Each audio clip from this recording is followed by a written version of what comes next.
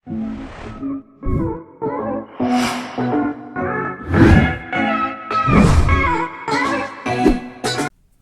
है प्यारे साथियों, एक बार फिर आपका निधि क्लासेस में दिल से स्वागत है। और आज जीएस का एक अगला लेक्चर, एक अगली वीडियो आपके समक्ष अपलोड होगी। आप देखना बड़े ध्यान से, बड़ा इंपॉर्टेंट टॉपिक होगा भारतीय संविधान का। आज हम पढ़ेंगे मेरे भाई भारतीय संविधान। और भारतीय संविधान में आज जो टॉपिक होगा, भारतीय संविधान का मोस्ट इंपोर्टेंट टॉपिक होगा एग्जाम की दृष्टि के साथ साथ। आप एक नागरिक होने के नाते, आप एक भारत के निवासी नागरिक होने के नाते आपको यह पता होना चाहिए कि आप भारत में किस अधिकार को लेकर के रहते हो, क्यों रहते हो। तो भारतीय संविधान का जो आज हम मूलभूत ढांचा कहा जाता है, जो मूलभूत ढांचे को पढ़ने की बात करेंगे और आप जिस अधिकार से भारत में रहते हो उसकी बात करेंगे। तो यहां हम सबसे पहले बात करते हैं नागरिकता की, क्योंकि सबसे पहले संविधान आपको रहने के लिए नागरिकता देता है, उसके बाद आपको अधिकार देता है। जब आपके पास नागरिकता होगी, अधिकार होंगे, तभी तो आप अपना हक जताओगे, भारत के वासी बन जाओगे। तो नागरिकता की बात करेंगे। और मेरे भाई नागरिकता आपको कितने प्रकार से मिल सकती है? 5 प्रकार से। यदि आपको भारत की नागरिकता ग्रहण करनी हो तो आपको 5 प्रकार से भारत की नागरिकता प्राप्त की जा सकती है। आपको नागरिकता के जो अनुच्छेद होंगे, भारतीय संविधान में जो नागरिकता के अनुच्छेद है मेरे भाई, वो हम आपको पढ़ा चुके। आप इससे पिछली वीडियो देखें। भारत का जो संविधान होगा, नागरिकता भाग 2। यदि हम संविधान में बात करें तो मेरे भाई भाग 2 में आता है। और अनुच्छेद की बात करें, आर्टिकल की बात करें, तो आर्टिकल 5 से लेकर के आर्टिकल 11 के अंतर्गत भारतीय संविधान में नागरिकता का उल्लेख किया जाता है। भाग 2 अनुच्छेद 5 से लेकर के 11 तक। यदि इसके उल्लेख की बात करें कि ये हमें अधिग्रहण कहां से किया, हमने नागरिकता का प्रावधान लिया कौन से देश से, तो सीधी सीधी बात मेरे भाई, ब्रिटेन पहुंच जाओ आप। क्यों पहुंच जाओ? क्योंकि उन लोगों ने हम पर राज किया है, उन्हीं लोगों का हम पर, है ना, हम उपनिवेशी है उनके। तो भारत, यदि हम नागरिकता की बात करें तो ब्रिटेन, हम सीधे सीधे बात कर लेते हैं यूनाइटेड किंगडम की। भाई उत्तराखंड ना समझना इसे, यूके, यूनाइटेड किंगडम होता है। ब्रिटेन की बात करते हैं, क्यों? क्योंकि ब्रिटेन में एकल नागरिकता की बात की जाती है। तो अपने यहां भी कैसी नागरिकता होगी मेरे भाई? एकल नागरिकता। एकल नागरिकता अपने यहां भी कैसी नागरिकता होगी? एकल नागरिकता। अच्छा, दोहरी नागरिकता का प्रावधान भी है बहुत सारे देशों में।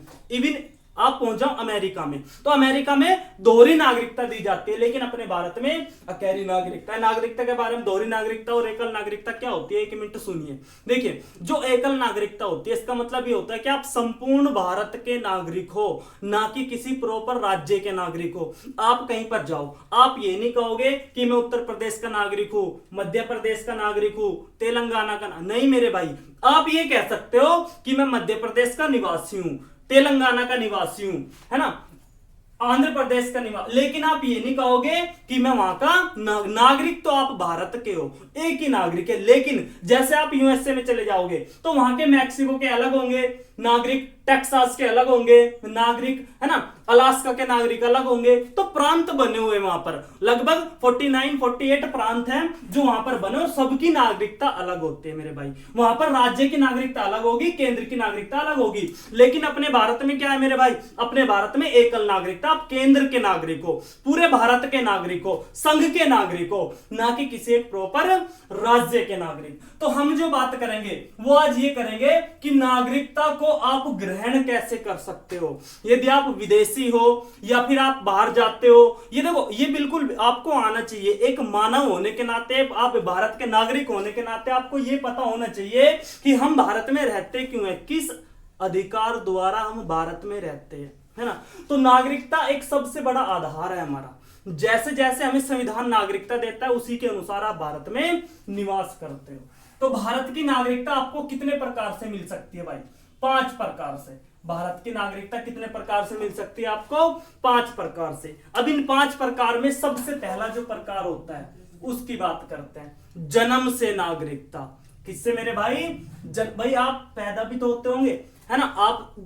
आप जैसा आपने जन्म लिया तो आपकी नागरिकता का उल्लेख कर दिया जाता है। भारत के संविधान में ऑटोमेटिक आपके नागरिकता किस प्रकार दी जाती है ये देखना है।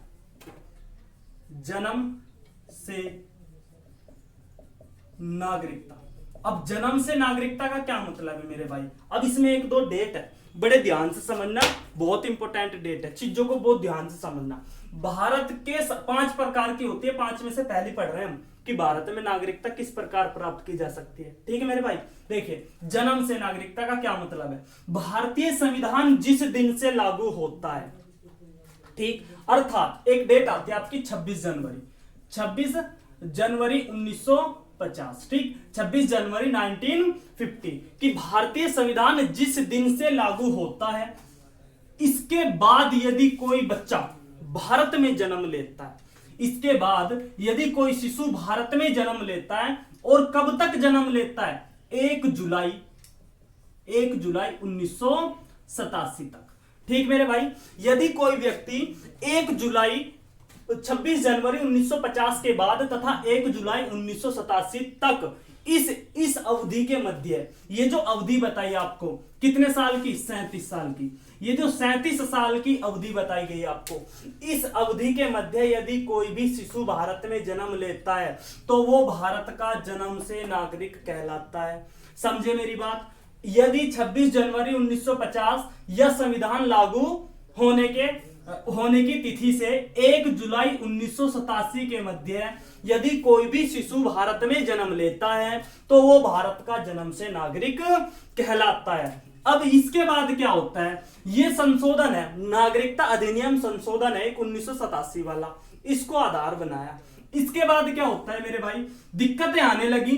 क्या आने लगी दिक्कतें? अच्छा, इसका भी एक अपना इतिहास है, नागरिकता का भी। दिक्कत ये आने लगी कि इसमें क्या होता था भाई, देखो अब इसमें कोई भी व्यक्ति है, चाहे वो किसी भी देश का हो, है ना, किसी भी देश का व्यक्ति हो, हमारा द्वंद्व है अपने आप में, पता ही आपको कि भारत का द्वंद्व कंटिन्यू चलता ही है, पाकिस्तान से, बांग्लादेश से, है ना। तो इसमें क्या कौन लोग गिने गए कि जो भी लोग होंगे वो लोग चाहे भारत के नागरिक हो चाहे ना हो, यदि उनके शिशु भारत में जन्म लेते हैं तो भारत के नागरिक कहलाते हैं इस अवधि के मध्य। तो लोगों के दिमाग में क्लिक होता है, संशोधन की बात आती है तो एक और डेट निकल के आती है मेरे भाई। कौन सी आती है? 2003। अब इस 2003 में क्या कहा जाता है? देखिए इस 2003 में एक आ जाता है कि 1987 से लेकर के 2003 के मध्य जन्मा बच्चा, है ना, 1987 से लेकर के 2003 के मध्य जो जन्मा बच्चा होगा, उनमें से कोई एक, उनका जो माता पिता होगा, है ना, उनकी जो डैड और मॉम होगी, इनमें से कोई एक भारत का नागरिक होना चाहिए। समझे मेरी बात? देखो क्या बताया, 1987 के बाद इसमें जो हुआ सो हुआ। 1987 के बाद अधिनियम आया, संशोधन आया। क्या कहा गया कि 1987 के बाद और 2003 तक जो भी इस अवधि के मध्य जो भी शिशु भारत में जन्म लेगा, उनमें से उनके पिता या माता कोई एक भारत का नागरिक होना अनिवार्य है। तब उस बच्चे को भारत की नागरिकता मिलेगी। किसके अंतर्गत? जन्म से नागरिकता के अंतर्गत। अब इसमें भी दिक्कत होने लगी।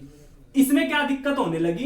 देखो होने लगती है, मान लो पिताजी हैं, अब पिताजी ने क्या काम किया, कोई लड़का है, अब मान लो हमारा किसी से द्वंद्व चल रहा है, किसी अन्य देश से द्वंद्व चल रहा है, उसके साथ संबंध हुआ किसी लड़की के, विदेशी लड़की के साथ, और शिशु उत्पन्न हुआ, शिशु ने जन्म लिया, तो क्या होगा मेरे भाई? आप उसे भी नागरिकता दोगे। घुसपैठिया आ गए, मान लो बहुत सारे घुसपैठिया आ गए, होते हैं ना, लड़कियां भी घुसपैठिया होती है, लड़के थोड़ी ना घुसपैठिया होता है, लड़कियां भी बहुत सारी तगड़ी तगड़ी घुसपैठिया होती है।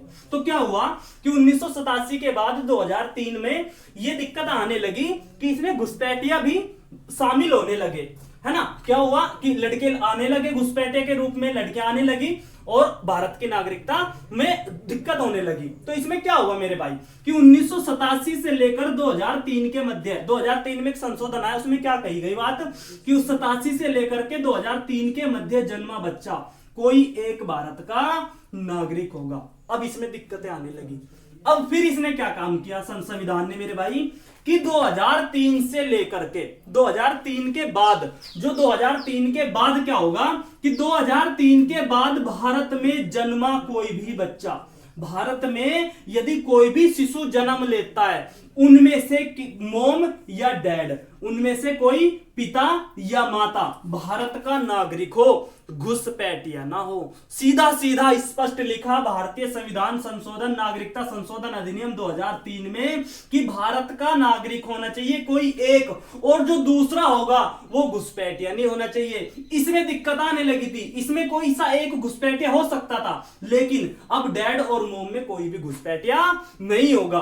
ठीक, घुसपैठिया समझते हो ना, वही तो होता है घुसपैठिया, आप सब समझते हो घुसपैठिया क्या होता है। ठीक, तो जो पिता और माता पिता में से कोई भी एक भारत का नागरिक होना अनिवार्य है। दूसरी बात क्या लिखी गई कि कोई भी घुसपैठिया इन दोनों में से नहीं होना चाहिए। इन तीन आधार पर भारत की नागरिकता आपको जन्म से मिल जाती है मेरे भाई, ये कंप्लीट हो जाता है। इसके बाद नंबर 2 देखे क्या है भाई, देखे नंबर 2 क्या है।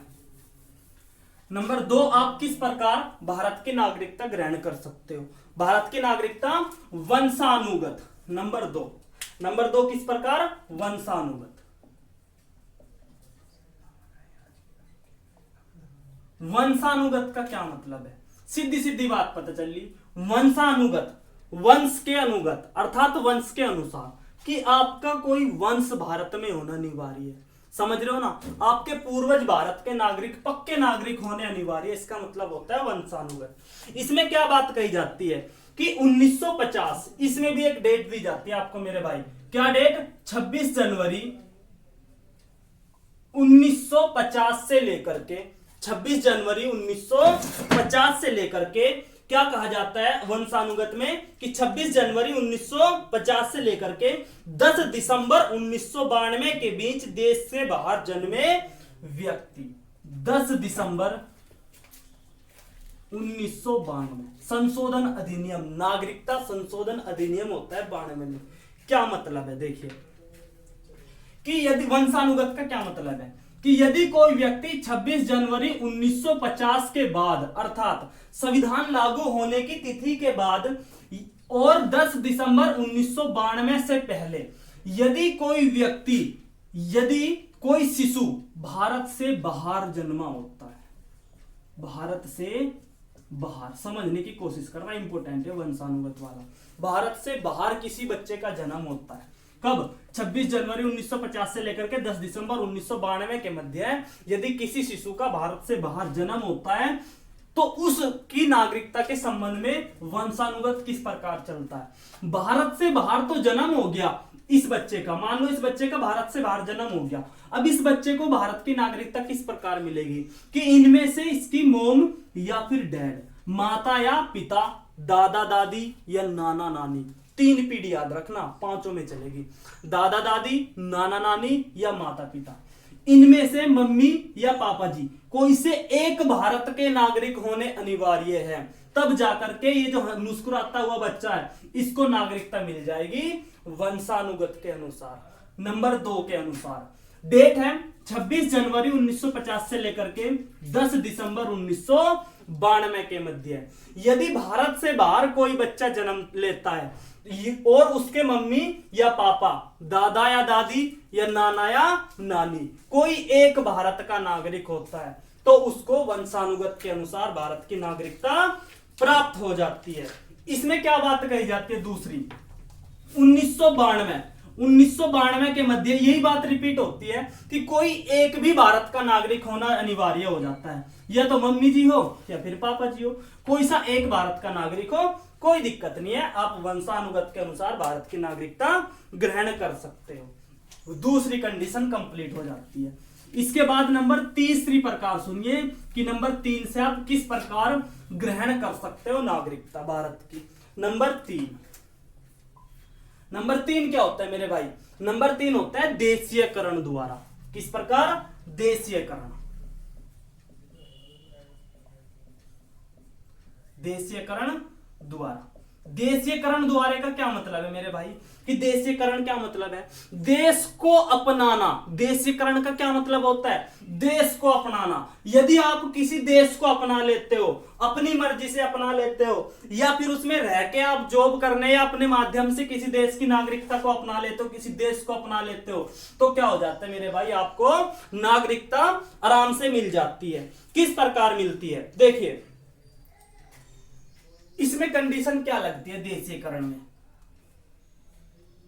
देखिए, पहली कंडीशन क्या है देशीकरण की, कि जो व्यक्ति भारत की नागरिकता ग्रहण करना चाहता हो। पहली बात देखो, देशीकरण का देखो, हम भारत में रहते हैं, आप लोग भारत में रहते हो, आपने भारत में जन्म लिया, ठीक, आपके बच्चों ने भारत में जन्म लिया, तो आप तो स्वतः ही देश को अपना रखा है आपने, तो आपको तो जरूरत ही नहीं। यदि कोई विदेशी आकर के भारत में रहता है, वो देशीकरण करता है, तो उसके संबंध में क्या बात होती है? देखो, हम उस व्यक्ति को नागरिकता देंगे, उस व्यक्ति को नागरिकता मिल जाएगी जिस जिस मान लो कोई किसी देश का, मान लो, सुनो, जैसे ही फ्रांस है, मान लो, फ्रांस नहीं कोई और देश लो फर्जी सा, जैसे मान लो ये पाकिस्तान है, ये पाकिस्तान देश है, और इस पाकिस्तान में भारत के गए व्यक्ति हुए, ठीक। अब भारत में से मान लो पाकिस्तान में कुछ व्यक्ति चले गए, और इन कुछ व्यक्तियों को पाकिस्तान ने देशीकरण द्वारा नागरिकता नहीं दी, बिल्कुल साफ क्लियर चिट क्लीन चिट दे दी कि आप ये लो और अपने वापस देश भाग जाओ, नहीं तो आपको मार देंगे, XYZ जो भी उन्होंने कहा, ठीक। तो पाकिस्तान में क्या होता है कि ये कुछ व्यक्ति पहुंचे और इन्होंने कहा कि हम आपकी नागरिकता ग्रहण करना चाहते हैं, जो भी है, और पाकिस्तान ने बिल्कुल सीधा सीधा देशीकरण द्वारा मना कर दिया कि हम देशीकरण द्वारा हम आपको नागरिकता नहीं देंगे। अब समय बदलता है, टाइम आगे को आता है। अब क्या हुआ कि पाकिस्तान के कुछ लोग भारत में आए, कहने लगे कि नागरिकता दो दीजिए हमें देशीकरण द्वारा, तो नागरिकता हम भी नहीं देंगे। इसका मतलब क्या है कि यदि किसी भारत के व्यक्ति को भारत से बाहर किसी अन्य देश में नागरिकता नहीं दी जाती है, तो क्या होगा मेरे भाई, हम उस व्यक्ति को भी नागरिकता नहीं देंगे, उस देश के व्यक्ति को भी नागरिकता नहीं देंगे। इसे कहते हैं हम देशीकरण के द्वारा नागरिकता। इसके बाद अन्य देश की नागरिकता को त्याग कर भारत की नागरिकता ग्रहण कर सकता है व्यक्ति। इसका मतलब क्या है, मान लो देशीकरण द्वारा क्या होता है, मान लो फ्रांस से कुछ लोग आ जाए, ठीक भाई भाई, फ्रांस से कुछ लोग आ जाए और फ्रांस से लोग आकर के भारत में रहने लगे और इनका हृदय परिवर्तन हो जाए भारत का कल्चर देख के, है ना, तो ये क्या कहने लगे कुछ लोग कि हम तो भैया भारत के नागरिक बनना चाह रहे हैं, स्वेच्छा से कह रहे हैं, देशीकरण कर रहे हैं, अपनी मर्जी, इन्हें कोई फोर्स नहीं कर रहा कि आप भैया भारत के नागरिक बनो, नहीं जी, स्वतः कह रहे हैं ये अपनी इच्छा से, अपने हृदय से। तो क्या होगा, यदि ये अपनी इच्छा से भारत के नागरिक बनना चाहते हैं, तो हम इन व्यक्तियों को देशीकरण द्वारा भारत के नागरिक बना देंगे, हमें कोई दिक्कत नहीं है, भारत के नागरिक आप बन सकते हो, बिल्कुल बन सकते हो। इसके बाद इंपॉर्टेंट फैक्ट क्या आता है इसका, वो व्यक्ति भी नागरिक बन सकता है। देखिए भाई समझे, वो व्यक्ति भी नागरिक बन सकता है जो 22 भाषाओं में से कोई सी एक भाषा का विशेष ज्ञान रखता हो, समझे। 22 भाषा, संविधान में 22 भाषा लिखी हुई है, आपको याद हो तो, किसी 22 भाषाओं में से किसी एक भाषा का ज्ञान रखता हो, एक भाषा को बोलने में वो सक्षम होता हो, उस व्यक्ति को हम देशीकरण द्वारा एक नागरिकता ग्रहण करा सकते हैं। मान लो फिनलैंड का कोई आदमी आ जाए, फिनलैंड का कोई आदमी, झीलों का देश कहा जाता है फिनलैंड को, फिनलैंड का कोई आदमी आ जाए, अब उसे हिंदी तो आती नहीं, भोजपुरी तो आती नहीं, और वो आकर के बेचारा सीख ले भारत में कोई सी इन भाषाओं में से एक, तो हम क्या काम करेंगे कि उसे देशीकरण द्वारा नागरिकता ग्रहण करवा सकते हैं, कोई दिक्कत नहीं, ठीक। एक और फैक्ट होता है इसमें, देखिए विज्ञान, इंपॉर्टेंट, सबसे इंपॉर्टेंट चीज, विज्ञान, साहित्य, समाज सेवा, विज्ञान, साहित्य, समाज सेवा, दर्शन कहा जाता है जिसे, विज्ञान, समाज सेवा और साहित्य। यदि इन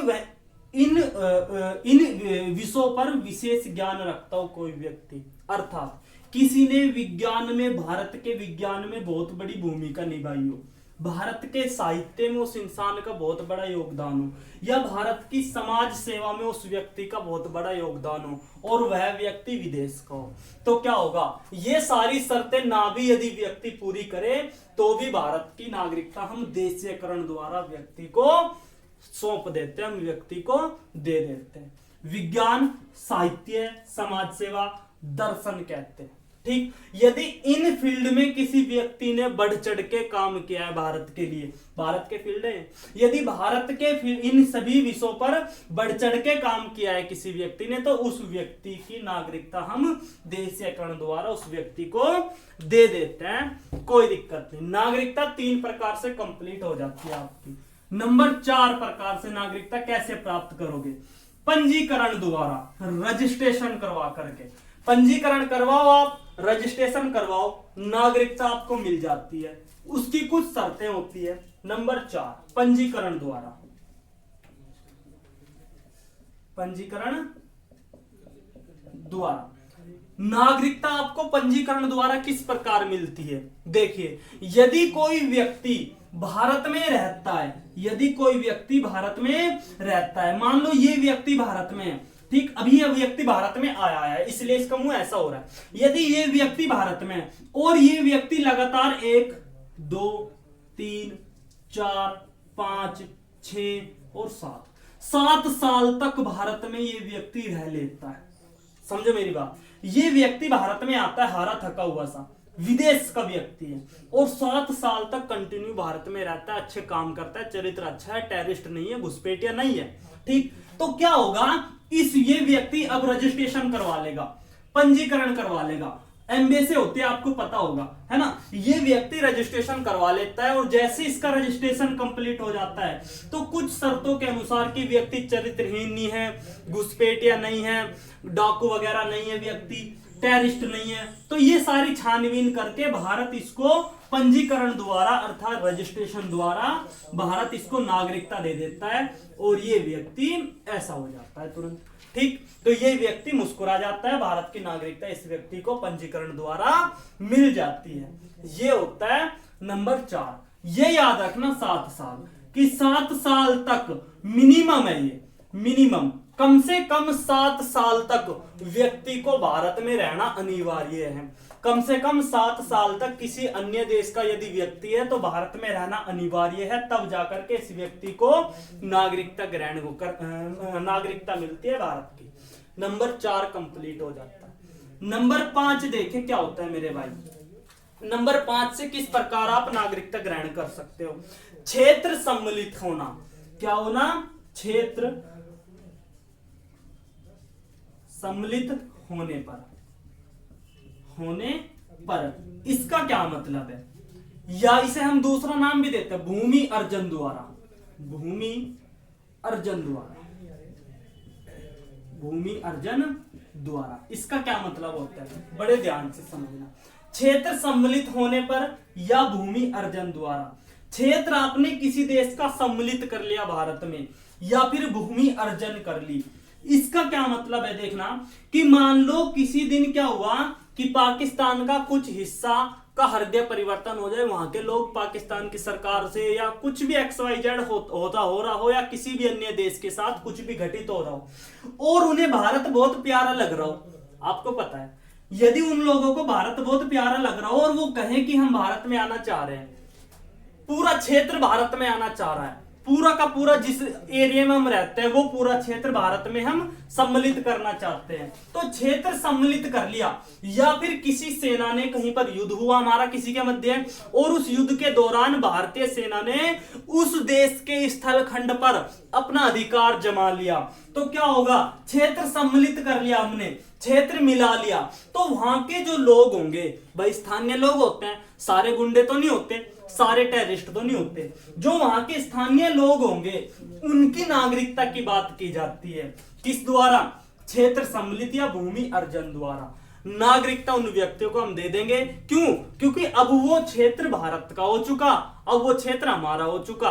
वही वाली बात है, आप पड़ोसी का घर छीन लो, उनको मार पीट के भगा दो और उस घर पे अधिकार कर लो, तो वहां के जो पालतू पशु होंगे या कोई तो आप उन्हें रखोगे ना, यानी ऐसा तो है नहीं कि भैंस भी आप उनकी खोल के भगा दोगे, भैंस तो रख लोगे कम से कम। वही बात है बिल्कुल। क्षेत्र सम्मिलित होने पर किसी भी देश का यदि हम क्षेत्र सम्मिलित करते हैं तो हम नागरिकता उन व्यक्तियों को दे देते हैं। भूमि अर्जन का भी यही मतलब है कि हमने भूमि अर्जन कर ली, हमने अधिकार कर लिया किसी देश की किसी अन्य देश की भूमि पर अधिकार, तो जो वहां की जो लोग होंगे, वहां के जो जनजातीय क्षेत्र होंगे, जो जो व्यक्ति होंगे उन सब की नागरिकता के बारे में बात की जाती है नंबर 5 द्वारा। हम भारतीय संविधान में उनकी नागरिकता उल्लेख नागरिकता के संबंध में दिया जाता है और उनको नागरिकता प्राप्त करा दी जाती है, उनको नागरिकता प्राप्त हो जाती है। इस प्रकार आप भारत के नागरिक बन सकते हो। 5 प्रकार से भारत के नागरिक बन सकते हो। अब भारत के नागरिक तो आप इन प्रकार से बन जाते हो, जन्म से नागरिक, वंश यदि आपका वंश भारत का है वहां से नागरिक बन सकते हो, देशीयकरण से नागरिक, रजिस्ट्रेशन करवा सकते हो आप, या फिर आप भूमि अर्जन अर्थात भूमि का टुकड़ा अपने भारत में विलय कर सकते हो, संघ में विलय कर सकते हो, तब आपको नागरिकता दे दी जाती है वहां के व्यक्तियों को। तो नागरिकता 5 प्रकार से इसी प्रकार मिलती है। यदि भारतीय संविधान की बात करें तो भाग दो 5 से लेकर के 11 तक, 5, 6, 7, 8, 9, 10, 11 में खत्म हो जाती है नागरिकता। तो इसी के साथ आज की जो वीडियो होगी वो इतनी रहेगी। आज का जो लेक्चर होगा वो